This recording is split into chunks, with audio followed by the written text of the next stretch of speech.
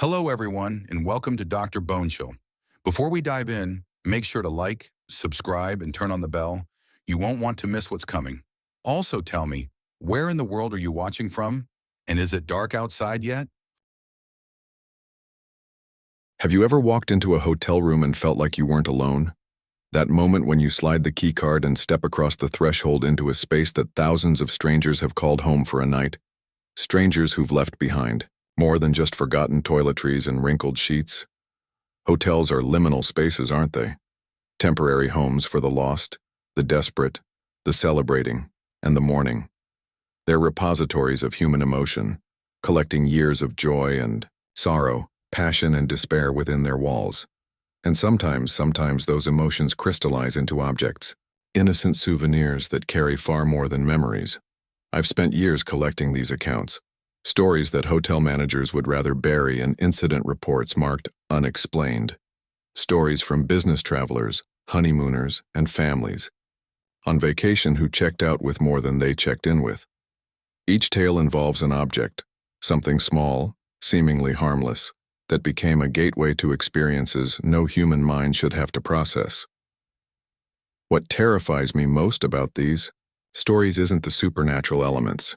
It's how ordinary they begin. How easily any of us could find ourselves in the same situation, drawn to the same innocent trinkets that destroyed the lives I'm about to share with you. Before we enter these rooms where nightmares become reality, I need you to hit that like button and subscribe to Dr. Bonechill. Help us reach 10,000 subscribers who understand that some stories need to be told, no matter how much they terrify us. And please share your own hotel experiences in the comments. Sometimes the only way to make sense of the impossible is to know we're not alone in witnessing it. Now let me tell you about 4 stays that became something far worse than bad reviews. 4 hotels where the checkout was just the beginning of a much darker journey. My name is Michael, and I need to tell you about the business trip that taught me some doors should never be opened. It was October 2019, and I was a regional sales manager for a pharmaceutical company, which meant I spent roughly half my life in hotels. Not the glamorous kind you see in movies, mostly mid-tier chain hotels near industrial parks and medical complexes, places designed for function over form. After 15 years of traveling for work, I'd developed a routine that made these temporary accommodations feel almost like home. The Grand View Inn in Columbus, Ohio, was typical of my usual accommodations. A 3-story brick building from the 1980s that had been renovated just enough to qualify as recently updated on booking sites. The lobby smelled like industrial carpet cleaner and artificial vanilla, and the front desk clerk, a tired-looking woman in her 50s, handed me my key card with the practiced indifference of someone who'd checked in thousands of temporary residents. Room 237, she said, not looking up from her computer screen. Elevators to your right, ice machine on each floor. I'd requested a room on the 2nd floor, never too high in case of fire, never on the ground floor for security reasons. It was one of many small superstitions I'd developed over the years of business travel.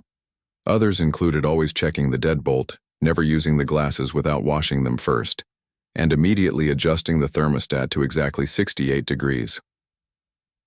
Room 237 was unremarkable in every way. Beige walls, industrial carpet in a pattern designed to hide stains, a queen bed with a comforter that had seen better decades. The bathroom was clean but worn, with fixtures that belonged in a different era, and water pressure that suggested the building's plumbing was original to its construction. I was unpacking my suitcase when I found it, a small keychain that had been left on the nightstand, partially hidden behind the alarm clock.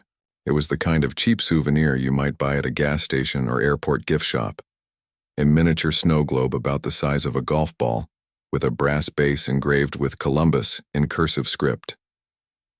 Inside the globe, instead of snow, were tiny flakes of what looked like ash or soot, and instead of a winter scene, there was a single structure, a perfect replica of a hotel room, complete with miniature furniture. I picked up the keychain, shaking it gently. The dark flakes swirled around the tiny room, creating an oddly mesmerizing effect.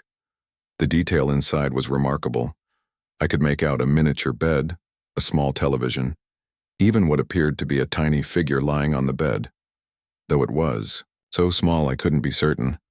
My first instinct was to call the front desk and report the forgotten item, but something stopped me. The keychain felt warm in my hands, warmer than room temperature should have allowed, and there was something oddly compelling about the miniature scene inside. It reminded me of dollhouses I'd been fascinated with as a child. Perfect, tiny worlds that seemed more real than reality. I slipped the keychain into my pocket and finished unpacking. I had dinner at the hotel restaurant, a depressing affair with reheated pasta and wine that came from a bottle with a screw cap, then returned to my room to prepare for the next day's client meetings. The keychain sat on the nightstand where I'd placed it. The dark flakes settled at the bottom of the globe, the tiny room visible and strangely inviting. That night, I had the most vivid dreams of my entire life. I dreamed I was in a hotel room, identical to mine but somehow different.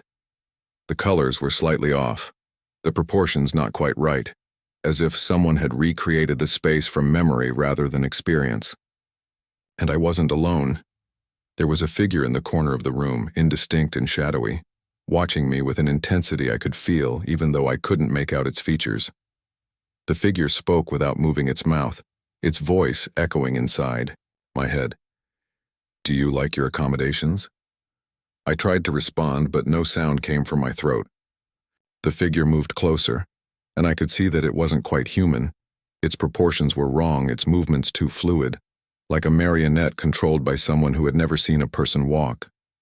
"So many guests have stayed in this room," the figure continued. "Each one leaves something behind. Memories, emotions, pieces of themselves, and slowly, we collect them all." I woke with a gasp, sweat soaking through my pajamas despite the room's constant 68-degree temperature. The digital clock read 3:17 a.m., and the keychain on my nightstand was glowing with a soft, pulsing light that definitely hadn't been there when I'd gone to sleep. I sat up, reaching for the keychain with trembling fingers. The moment I touched it, the glow faded, but inside the snow globe something had changed. The tiny figure in the miniature bed was sitting up now, and when I looked closer, I could swear it had my face. The next day's meetings passed in a blur. I found myself distracted, constantly reaching into my pocket to touch the keychain. Each time I did, I felt a strange sense of comfort, as if I were touching something that belonged to me in a way that nothing else ever had. My clients noticed my distraction, commenting on my unusual behavior, but I couldn't explain the growing obsession with the small object. That evening, I had dinner in my room service that arrived cold and congealed, and spent the night examining the keychain under the harsh bathroom lights. The detail inside the globe was impossible for something so small. I could make out individual threads in the miniature bedspread, tiny books on a shelf no bigger than a grain of rice, even what appeared to be a minuscule television showing a program I couldn't quite identify, and the figure, the tiny representation of myself, seemed to be moving when I wasn't looking directly at it. I would examine one part of the scene, then glance back to find the figure in a different position, sometimes standing, sometimes sitting in the tiny chair, sometimes pressed against the glass as if trying to escape. The second night brought dreams that were even more intense. This time I found myself in what appeared to be the hotel's lobby, but wrong, stretched and distorted like a funhouse mirror reflection.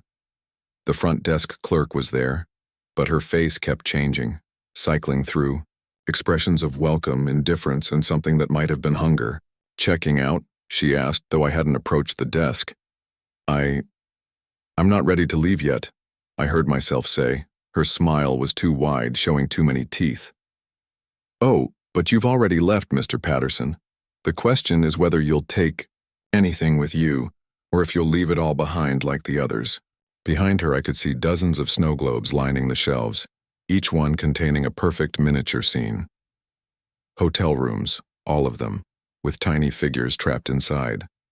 Some of the figures were moving frantically, pressing against the glass, while others sat motionless as if they'd given up hope of escape. "The collection grows every day," the clerk continued. "Travelers who find our little souvenirs, who become so attached to their perfect tiny worlds that they forget about the larger one. "Would you like to see your room?" She gestured, and I turned. To see that the lobby stretched impossibly far, lined with doors that extended beyond the horizon. Each door had a number, and each number corresponded to one of the snow globes behind the desk. "Room 237, she said, though I hadn't told her my room number. A lovely accommodation, quiet, private, perfect for someone who wants to stay forever. I woke again at 3:17 a.m., but this time I wasn't alone. The figure from my dreams was standing in the corner of my actual hotel room, no longer a product of sleep, but somehow physically present. It was exactly as I'd seen it. Wrong proportions, fluid movements, features that shifted when I wasn't looking directly at them. "You've been holding our gift," it said, its voice the same one from my dreams. "You've been feeding it with your attention, your fascination, your growing desire to possess the perfect tiny world, and now it's ready to return the favor." I tried to move, to run, to scream, but my body wouldn't obey. I was frozen in the bed, paralyzed by terror and something else, a growing realization that I didn't want to leave. The keychain on my nightstand was glowing brighter now, and inside the snow globe, the miniature hotel room looked more appealing than the real one around me. "So many guests check in," the figure continued, moving closer to my bed. "So few check out. But they're happy. You, see? Happier than they ever were in the larger world with its disappointments and complexities. In our rooms, everything is perfect. Everything is controlled. Everything is forever." The keychain lifted from the nightstand, floating through the air, toward my outstretched hand. I knew I should resist, should fight against whatever force was compelling me to take it. But the tiny world inside looked so peaceful, so orderly, so much better than the chaos of my real life. "Just hold it," the figure whispered. "Hold it tight and let yourself shrink down to fit inside. Let yourself become part of the collection. Let yourself check in permanently." My fingers closed around the keychain, and immediately, the world around me began to change. The hotel room grew larger, or I grew smaller. It was impossible to tell which. The furniture stretched upward like skyscrapers. The carpet became a vast landscape of synthetic fibers, and the figure that had been my tormentor became a giant looming over my diminishing form. I was falling, or maybe flying, drawn inexorably toward the snow globe in my hands. The tiny hotel room inside grew larger and more detailed as I approached, until I could see that it was an exact replica of room 237, complete with a miniature figure lying on the bed, the guest who had been trapped here before me. The glass surface of the globe approached like the surface of a strange planet, and I passed through it as if it were made of water rather than solid matter. Inside, the dark flakes weren't ash or soot. They were the desiccated remains of previous guests, people who had been drawn to the keychain over the years and had chosen the perfect prison of the miniature world over the messy complications of reality. I landed on the tiny bed, which felt perfectly real and perfectly sized for my new form. The room around me was exactly as it had appeared from the outside. Every detail perfect, every proportion correct, every element designed to provide the ultimate hotel experience. And it was mine forever. Through the glass walls of my new home, I could see the figure that had lured me here, placing the keychain back on the nightstand of the real room 237. Soon, another guest would check in. Another business traveler, tired and lonely and vulnerable to the appeal of a perfect miniature world. And they would find the keychain, hold it, become fascinated with it, and eventually join me in my glass prison. From inside the snow globe, I watched the figure clean the room, preparing it for the next victim. The real Michael Patterson, the one with a life, a career, a future, was gone. In his place was a tiny replica, trapped forever in a perfect replica of a hotel room, slowly, being joined by the desiccated remains of those who had come before. The business cards in my wallet had already been changed. The reservation system showed that I had checked out on schedule. My company would receive an email explaining that I had decided to pursue other opportunities. My life in the outside world would close up seamlessly, as if I had never existed. But I exist here, in this perfect miniature accommodation. watching through the glass as new guests discover the keychain and begin their own journey toward my tiny world. The hunger I feel isn't for food or water. Those needs no longer apply, but for company, for fellow prisoners who can share the eternal perfection of our miniature hotel. Sometimes new guests pick up the keychain immediately. Sometimes they resist for days, setting it aside only to find themselves drawn back to it again and again. But they all succumb eventually. The appeal of a perfect, controlled world is too strong for minds already stressed by the chaos of modern life. I've been joined by others over the months or years since my arrival. Time has no meaning in this place. A woman who was attending a medical conference, a young man who was visiting colleges with his parents, an elderly couple celebrating their anniversary. We don't speak to each other, but we understand. We've all made the same choice, traded the uncertainty of the real world for the certainty of eternal confinement. The keychain is still out there, waiting on nightstands in hotels across the country. Sometimes I see through its glass the brief glimpses of different rooms, different cities, different victims being drawn into its trap. The collection grows, fed by human loneliness and the desire for a world that makes sense, a world where everything is perfect and nothing ever changes. If you're reading this, if you're listening to my story, remember this. Not every souvenir is an innocent memento. Not every small object is harmless. And not every perfect world is worth the price of admission. The keychain is beautiful. The miniature world inside is peaceful and orderly, and everything our chaotic lives are not. But perfection is a prison, and some checkouts are permanent. Still watch from my glass room as new guests discover the keychain and begin their journey toward my perfect tiny world. And I wait, patient and eternal, for the company of fellow travelers who, like me, chose the beautiful trap over the messy freedom of the real world. The accommodations are lovely, the service is impeccable, and checkout time never comes.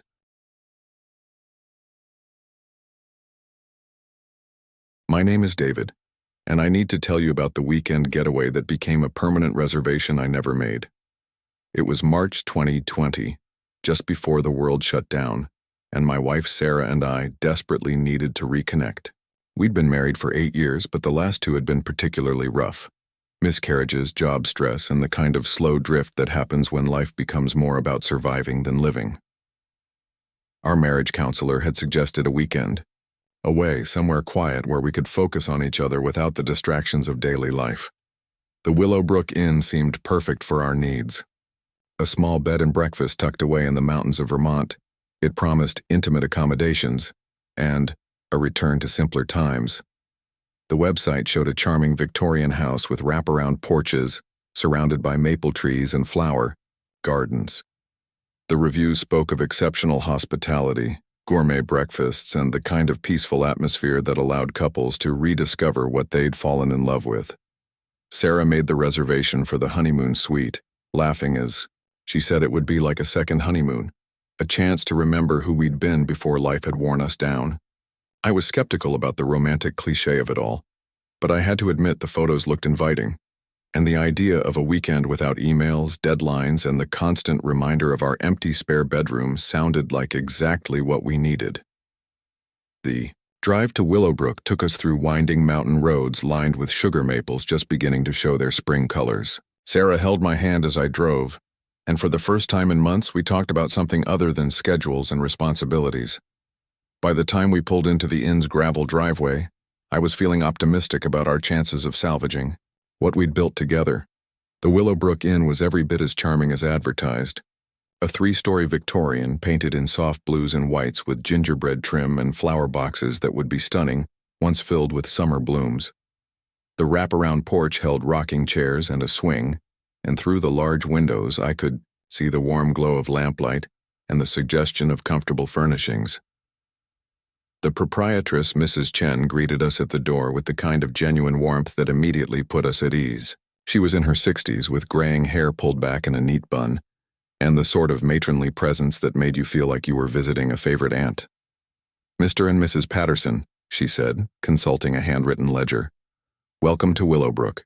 We're so pleased you chose us for your special weekend. She led us through a foyer decorated with antique furniture and fresh flowers, up a creaking staircase lined with old photographs of the inn through the decades.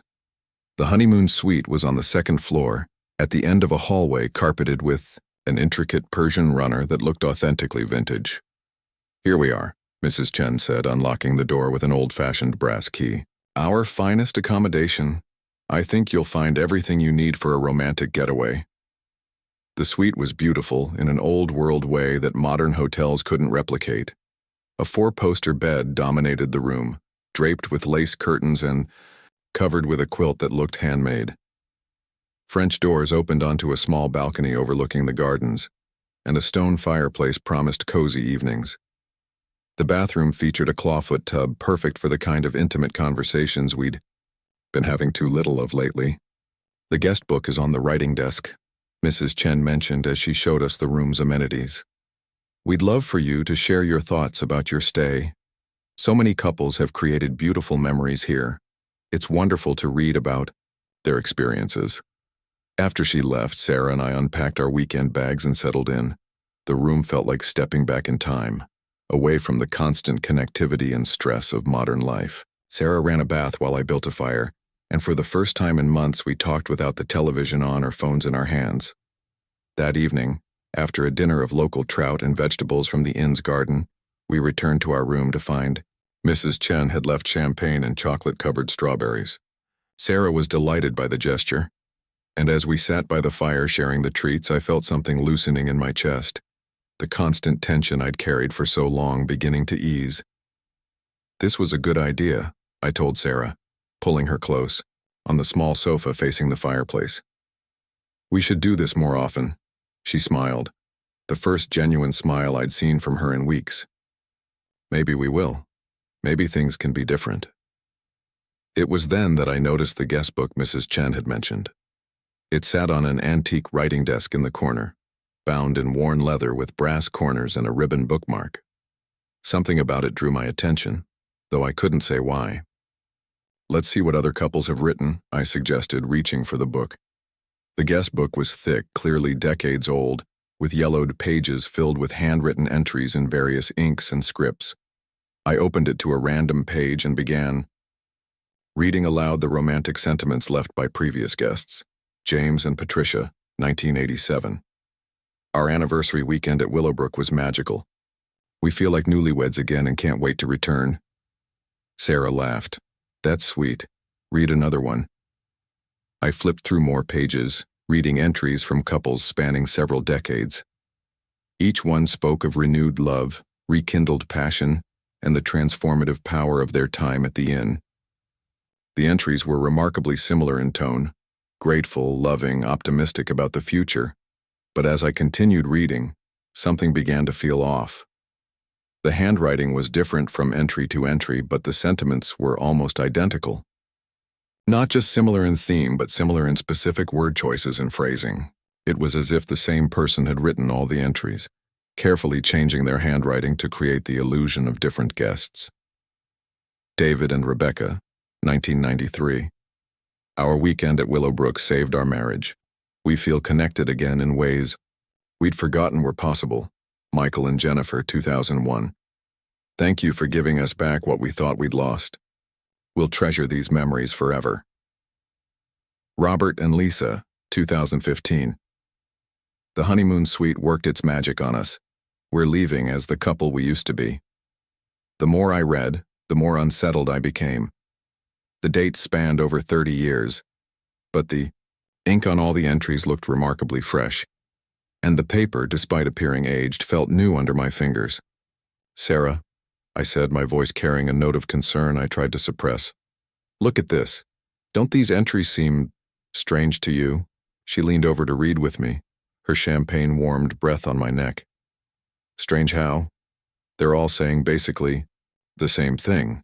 And look at the dates. Some of these go back to the 1980s, but the ink looks like it was written yesterday.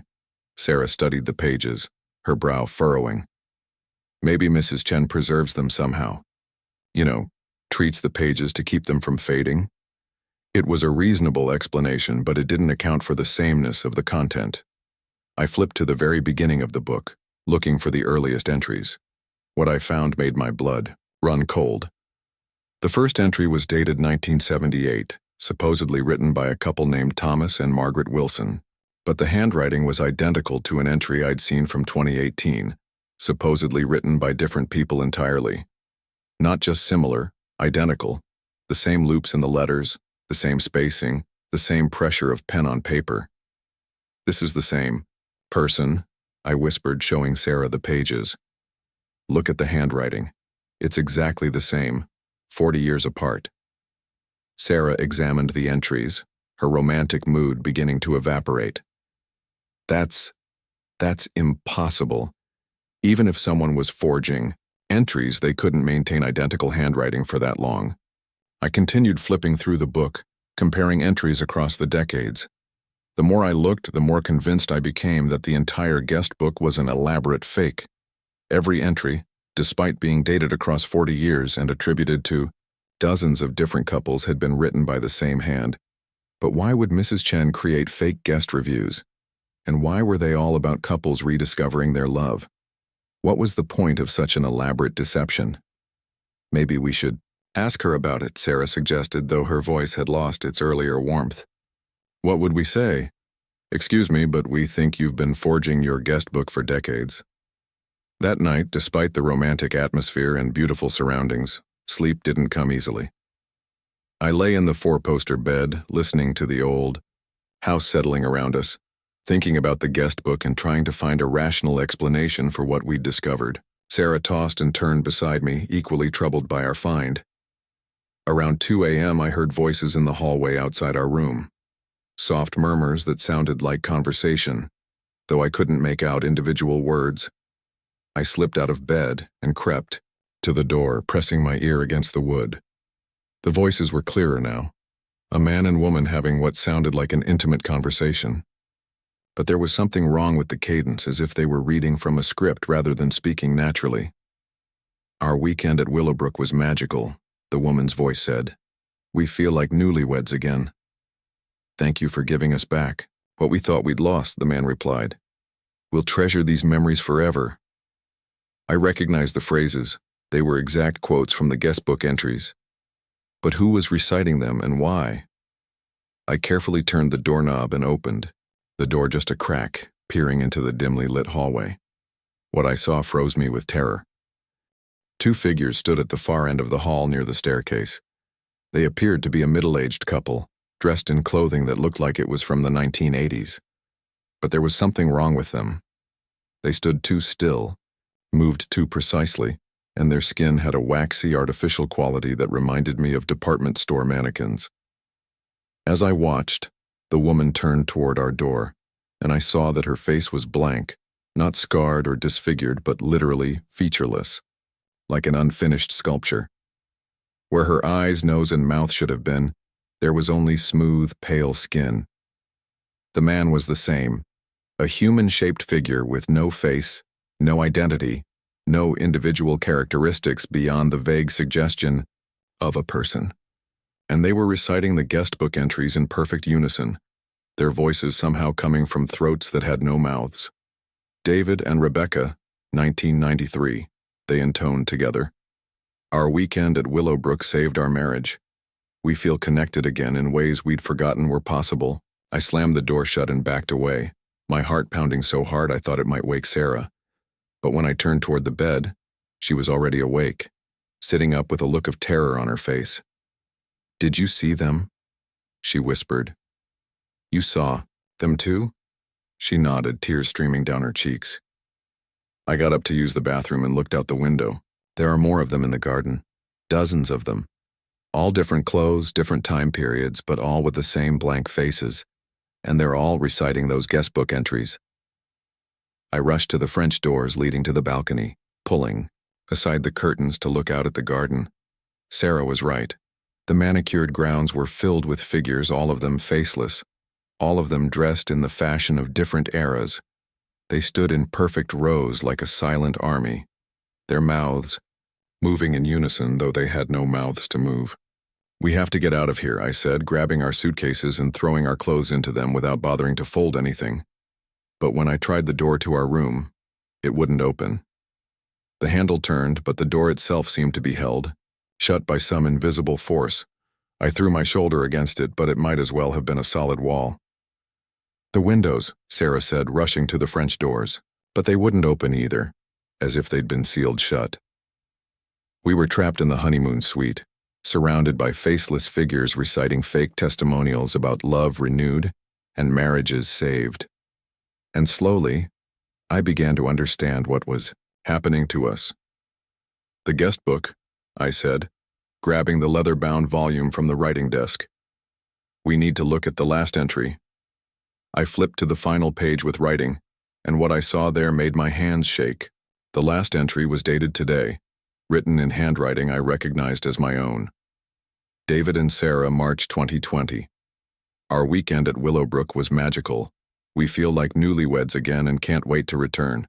Thank you for giving us back what we thought we'd lost. We'll treasure these memories forever. Below that, in Sarah's distinctive script, "The honeymoon suite worked its magic on us.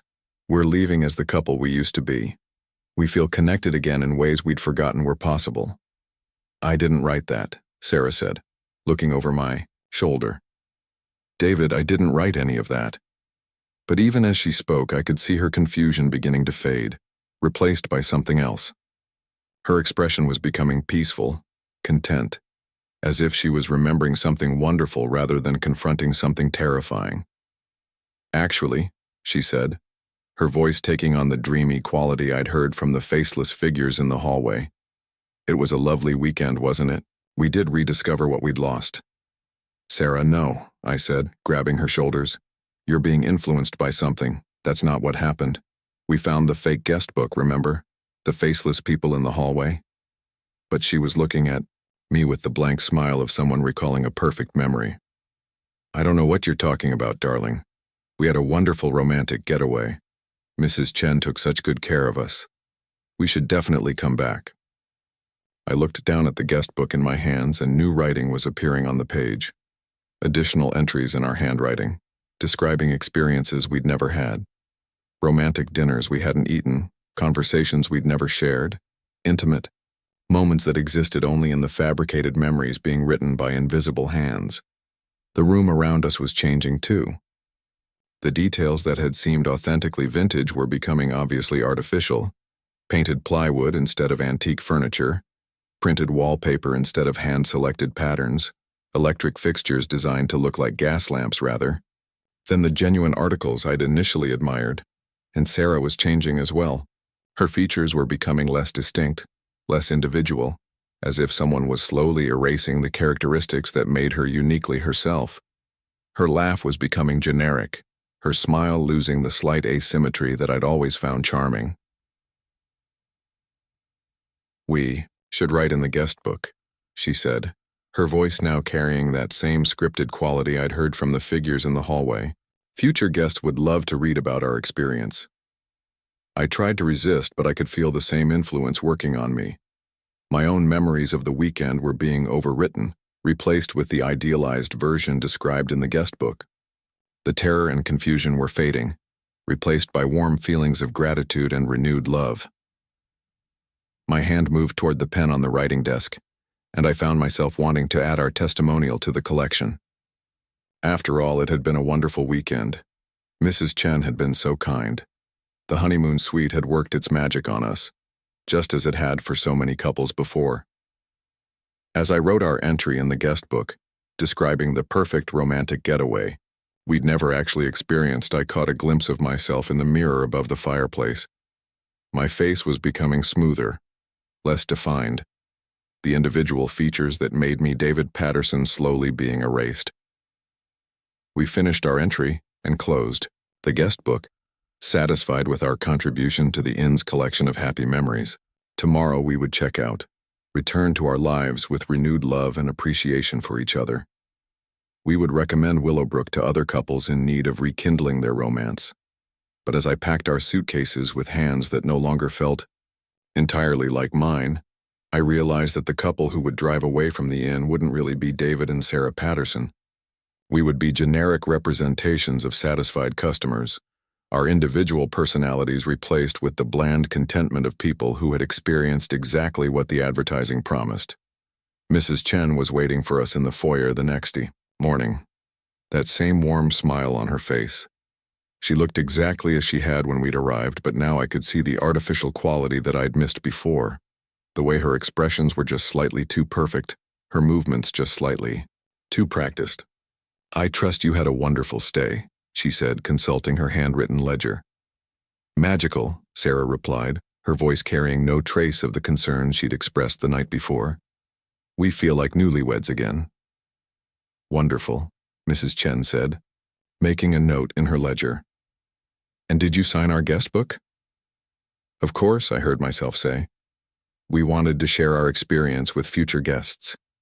As we loaded our car, I caught glimpses of other couples arriving for their romantic weekends. They all had the same slightly desperate look Sarah and I had carried when we'd checked in, people hoping that a change of scenery could repair what time and stress had damaged.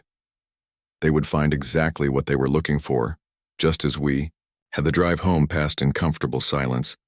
Sarah held my hand and we both felt the deep satisfaction of a weekend well spent. We talked about planning another trip to Willowbrook, maybe for our anniversary. Mrs. Chen had been so accommodating, the suite so perfect for romance. It wasn't until weeks later, when Sarah found our old photos on her phone, that either of us realized something was wrong.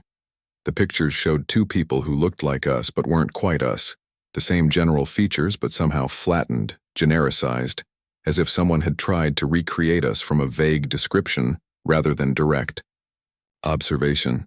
But even that realization faded quickly, replaced by warm memories of our perfect weekend at Willowbrook. The photos must have been damaged somehow or taken at bad angles. The important thing was that we'd reconnected, rediscovered our love, created memories we'd treasure forever. Sometimes late at night I dream about the guest book. In my dreams, I see new entries being added in handwriting that changes from page to page, but somehow feels familiar. Couples expressing their gratitude for the transformative power of their stay, their renewed love, their perfect romantic getaway. And sometimes I dream about the faceless figures in the garden, standing in their eternal rows, reciting testimonials about experiences they never actually had. I wonder if they started as real people, couples like Sarah and me who came seeking to repair their relationships and found something else entirely. But those dreams fade quickly when I wake up next to my perfect wife, thinking about our perfect marriage built on the perfect foundation of our magical weekend at Willowbrook Inn. After all, the guest book doesn't lie. So many couples have found exactly what they were looking for there. We're already planning our return visit for our anniversary. Mrs. Chen assured us that the honeymoon suite would be available, and we can't wait to create more beautiful memories in that perfect setting. The guest book is waiting for next entry.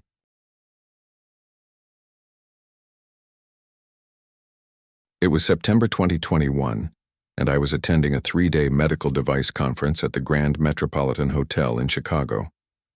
As a regional sales director for a surgical equipment company, these conferences were routine, networking events disguised as educational seminars where we'd spend days in windowless ballrooms, listening to presentations about market trends and regulatory updates. The Grand Metropolitan was typical of conference hotels, massive, modern, and sterile, designed to efficiently process hundreds of business travelers without leaving any lasting impression. I'd been in sales for 12 years, and the travel had taken its toll. Constant room service meals, irregular sleep schedules, and the stress of hitting quarterly targets had left me carrying an extra 40 pounds and dependent on prescription antacids to get through most meals. My doctor had warned me about my blood pressure. My wife had expressed concern about my late-night eating habits, and I'd promised myself I'd start making better choices. But conferences like this made healthy living nearly impossible. The Grand Metropolitan's rooms were exactly what you'd expect: beige walls, industrial carpet, and furniture designed for function over comfort. I was assigned to room 1247 on the EUO 12th floor, with a view of the parking garage and a small slice of the Chicago skyline visible between other hotel towers. After checking in and dropping off my luggage, I headed down to the conference registration, prepared for 3 days of handshakes, business cards, and catered lunches that would leave me feeling bloated and sluggish. The first day proceeded exactly as predicted. Endless presentations about market penetration and competitive analysis, followed by a networking reception with wine that came from bottles with screw caps and hors d'oeuvres that had been sitting under heat lamps for hours. By the time I returned to my room at 9 p.m., I was exhausted, slightly drunk, and craving real food that didn't taste like it had been prepared by a committee. That's when I noticed the room service menu on my nightstand. It wasn't the standard hotel menu I'd expected. No glossy photos of overpriced club sandwiches and Caesar salads that would arrive soggy and disappointing. This menu was different. It was handwritten on cream-colored paper that felt expensive between my fingers, with elegant script that looked like it had been penned by someone who took genuine pride in their craft. The offerings were unlike anything I'd seen in a hotel room service menu. Instead of the usual suspects, it featured dishes with names like the Executive's Relief, the Traveler's Comfort, and the Salesman's Satisfaction.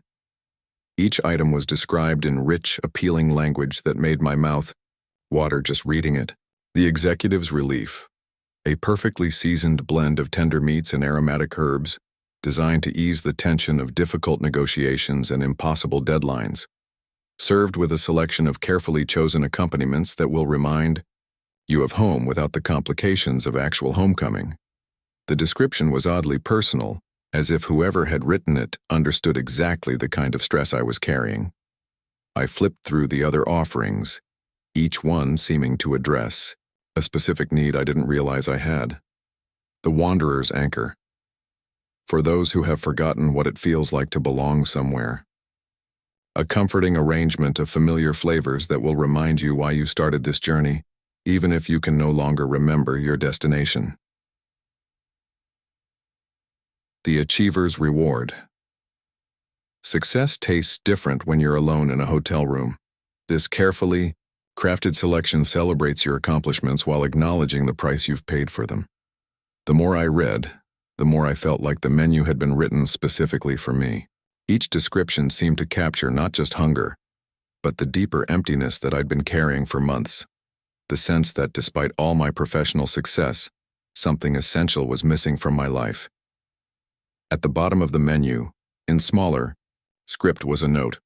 All items are prepared fresh upon request and delivered within 30 minutes. Payment is not required. Satisfaction is our only currency. I should have found that last line concerning, but I was too tired and too hungry to question the logistics. I picked up the phone and dialed the room service number printed at the top of the menu. The voice that answered was warm and cultured, with an accent I couldn't quite place. "Good evening, Mr. Morrison. I trust you've had a chance to review our special offerings." The fact that he knew my name didn't surprise me. Hotel staff had access to guest information. But something about his tone suggested a familiarity that went beyond professional courtesy. "Yes," I said, scanning the menu again. "I'd like to try the Executive's Relief." "An excellent choice," the voice replied. "You've been carrying a great deal of stress lately, haven't you? The quarterly numbers, the pressure from your regional manager, the concerns about market share in the Midwest territory. This dish will help with all of that." I froze. There was no way hotel staff could know those specific details about my work situation. "How do you know about my territories?" The voice chuckled softly. "We make it our business to understand our guests' needs, Mr. Morrison. Your order will be delivered within 30 minutes. I think you'll find it exactly what you've been craving." The line went dead before I could ask any more questions. 28 minutes later, there was a soft knock on my door. I looked through the peephole but couldn't see anyone in the hallway. When I opened the door, I found a silver cart with an elaborate place setting but no server in sight. The presentation was extraordinary. Instead of the usual plastic plates and disposable utensils, the meal was served on fine china with real silverware and cloth napkins. The food itself was unlike anything I'd ever seen from room service, or from any restaurant for that matter. The Executive's Relief appeared to be some kind of roasted meat, but the preparation was so sophisticated that I couldn't identify the specific protein. It was accompanied by vegetables I didn't recognize, arranged in patterns that were almost artistic. and a sauce that seemed to change color slightly as I watched it. The first bite was a revelation. The flavors were complex and satisfying in a way that went beyond mere taste. It was as if the food was addressing needs I didn't know I had. The stress that had been tightening my shoulders for weeks began to ease, and the constant anxiety about performance metrics and sales targets faded to a manageable background hum. As I ate, I felt better than I had in months. The food was incredibly satisfying, but more than that, it seemed to be healing something inside me, filling a void that I'd been trying to address with alcohol, antacids, and late-night shopping for things I didn't need. I finished every bite, feeling more content and relaxed than I had since my honeymoon 15 years earlier. When I was done, I noticed that new text had appeared on the menu, a personal note written in the same elegant script. "We're so pleased you enjoyed your first selection, Thomas. Your stress levels have decreased measurably, and your overall satisfaction index has improved significantly. We look forward to serving you again tomorrow evening." The next day's conference sessions passed in a blur of contentment. The presentations that usually left me anxious and competitive now seemed manageable, even enjoyable. I found myself networking with genuine interest rather than desperate calculation, and for the first time in years, I wasn't counting down the hours until I could escape back to my room. But as evening approached, I found myself thinking more and more about the room service menu. The memory of the previous night's meal had taken on an almost dreamlike quality. I could remember how satisfied it had made me feel, but I couldn't quite recall the specific flavors or even what exactly I had eaten. When I returned to my room, after the day's networking reception, the menu was waiting on my nightstand again, but it had changed. New offerings had been added, each one seeming to address different aspects of my life. The husband's confession, for those who have forgotten how to be honest with the people they love most. A bittersweet preparation that will remind you why you fell in love and help you understand why that might not be enough anymore. The father's regret. Time moves differently when you're always traveling. This carefully timed dish acknowledges the moments you've missed and offers a taste of the relationships you've sacrificed for success. The descriptions were becoming more personal, more invasive. How could whoever was writing these menus know about my marriage problems, about the distance that had grown between me and my teenage daughter? But I was hungry again. Not just for food, but for the same sense of peace and contentment I'd experienced the night before. I called the room service number and the same warm voice answered immediately. "Good evening, Thomas. I trust today was more pleasant than usual?" "Yes," I admitted. "Much better. I'd like to try the husband's confession." "Ah," the voice said, and I could hear genuine sympathy in his tone. "A difficult choice, but an important one. Your marriage has been struggling for some time, hasn't it? The constant travel, the late nights, the way success has become more important than connection. This dish will help you understand what you've been avoiding." "Who are you?" I demanded. "How do you know these things about my life?" "We know because we care, Thomas. We see the hunger that goes beyond food, the emptiness that success can't fill, the loneliness that accomplishment can't cure. We're here to help you feed those deeper needs." The meal arrived exactly 30 minutes later, again delivered by an invisible server. This time, the presentation was even more elaborate. Multiple courses arranged on warming plates, with wine that complemented each dish perfectly. The first bite brought tears to my eyes, not because of the flavor, though it was exquisite, but because of the emotions it triggered. I found myself remembering my wedding day with perfect clarity, the way Susan had looked in her dress, the promises we'd made, the future we'd imagined. Together. But alongside those beautiful memories came the painful awareness of how far we'd drifted from those early dreams. As I continued eating, I experienced a flood of memories and realizations about my marriage. The promotion that had required more travel than we'd anticipated. The way I'd started staying late at the office even when I was home, using work as an excuse to avoid difficult conversations. The gradual shift from partners to strangers sharing a house. By the time I finished the meal, I was sobbing, not from sadness, but from a complex mixture of grief, guilt, and strange relief. For the first time in years, I was being completely honest with myself about the state of my marriage and my role in its decline. But along with that honesty came an overwhelming sense of peace. The food had somehow allowed me to process emotions I'd been suppressing for years, and while the revelations were painful, they were also liberating. I felt like I could finally address the problems in my marriage instead of pretending they didn't exist. That night, I called Susan for the first time in weeks without it being about logistics or schedules. We talked for 2 hours, really talked about our relationship, our disappointments, and our hopes for the future. It was the most honest conversation we'd had in years, and by the end we were both crying and laughing and making plans to spend more time together. The third night, I was almost eager to see what new offering would appear on the menu. I'd experienced 2 of the most transformative meals of my life, and I was curious what other aspects of myself might be healed through this mysterious room service. The new menu item was simpler than the others. The completion, for those who have tasted truth and found it nourishing. The final course in a journey toward understanding what you truly hunger for. No description can capture its essence. It must be experienced to be understood. When I called to place the order, the familiar voice sounded different. Sadder, perhaps, or more resigned. "Thomas," he said before I could speak, "you've been an exceptional guest.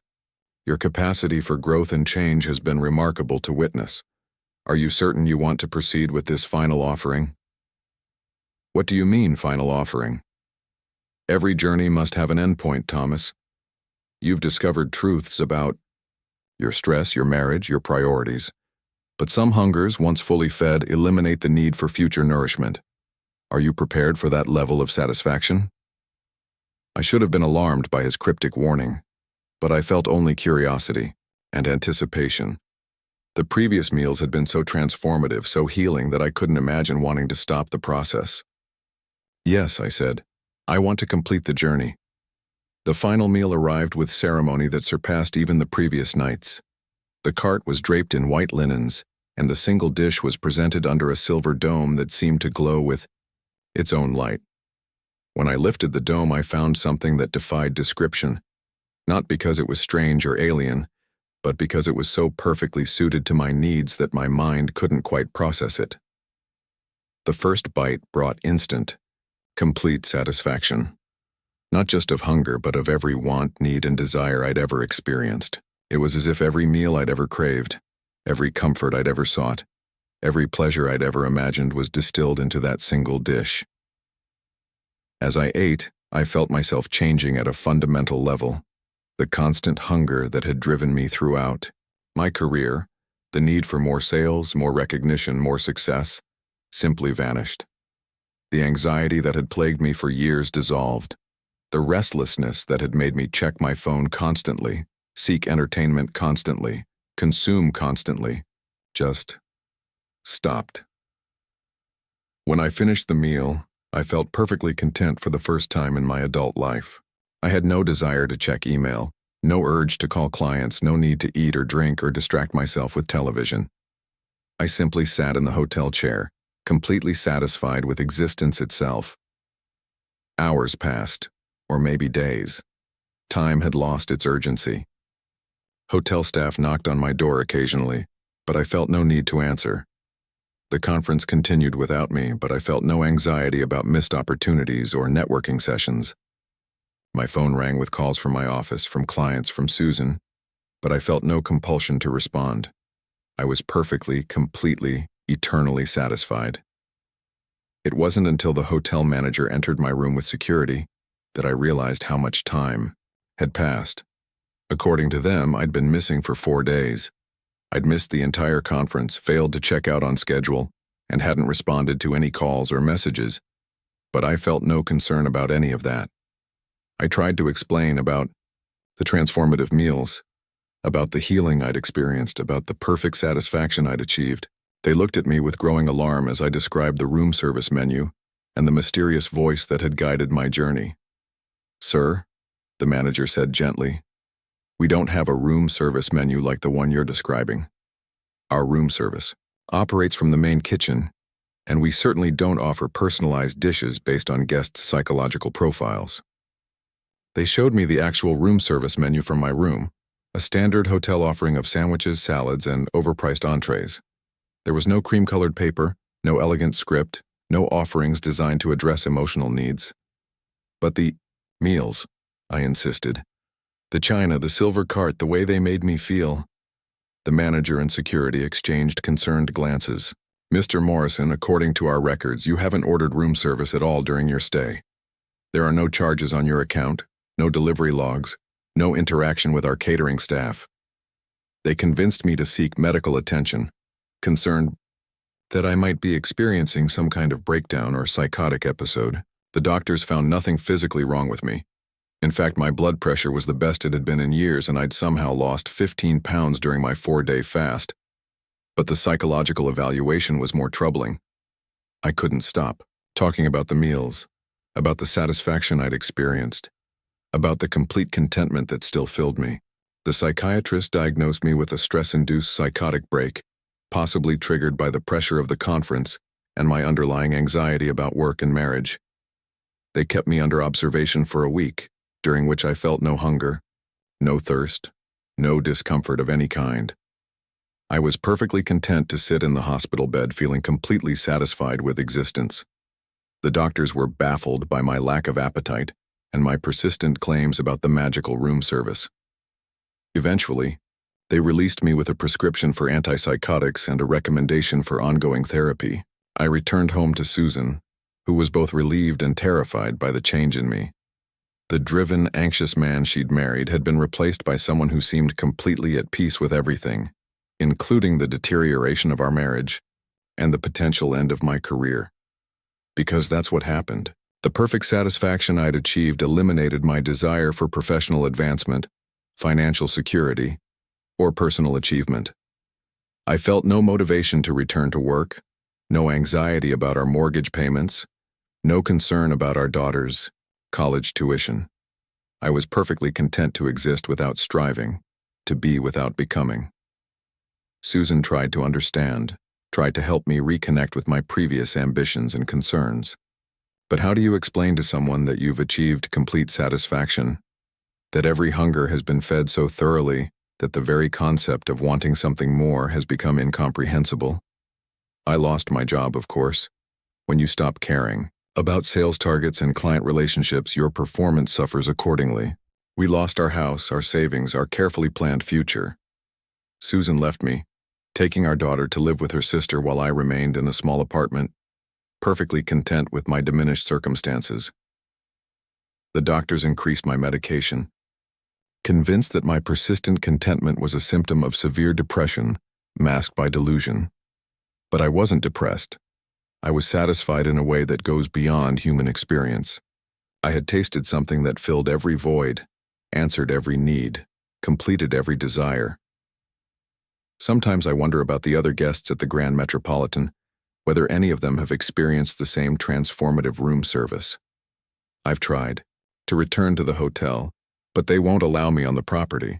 Apparently, my previous behavior was disruptive enough to warrant a permanent ban, but I don't need to return.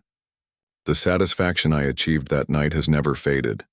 While everyone around me struggles with constant hunger, for food, for success, for love, for meaning, I remain perfectly content. I've tasted completion, and nothing the ordinary world offers can compare to that perfect nourishment. The doctors say I'm sick, that my lack of desire is a symptom of psychological illness. My family says I've lost myself, that the driven man they knew has been replaced by someone who doesn't care about anything. But they're wrong. I haven't lost anything. I've gained everything by discovering what it means to be truly fed.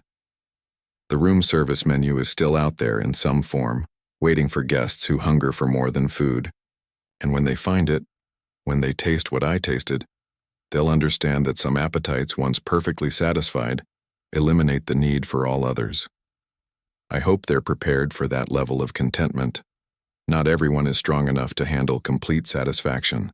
Thanks for joining me here at Dr. Boneshill. If you enjoyed the story, don't forget to like, subscribe, and leave a comment. I'd love to hear your thoughts. Until next time, stay safe.